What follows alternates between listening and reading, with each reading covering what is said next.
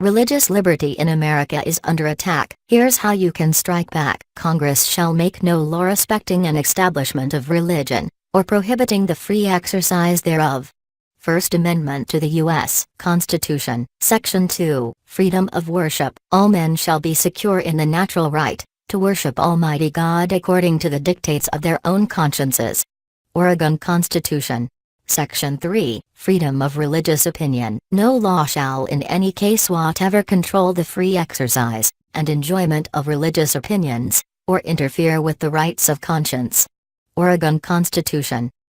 Preaching from their respective pulpits, former President Barack Obama and former Secretary of State Hillary Clinton have told us several times for years that Christians must subjugate their faith to secular concerns and modify their views on moral issues in order to be more inclusive, tolerant and accommodating, all in the interests of useful participation in democracy.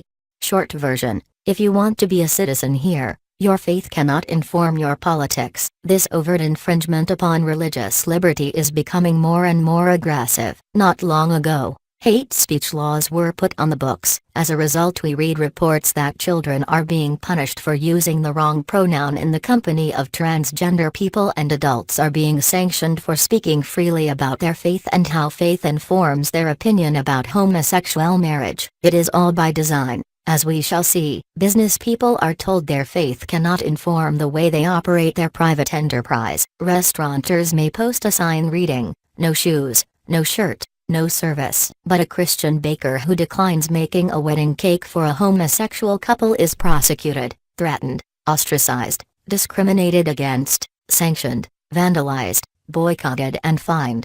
One legal analyst makes a compelling counter-argument this way: the law cannot compel an architect to design a church. The law cannot compel a rabbi to marry a Christian and a Jew. To do otherwise would offend the conscience and the Constitution. How is it then we use laws to offend conscience and the Constitution when it comes to Christians living out their traditional faith with regard to homosexual marriage?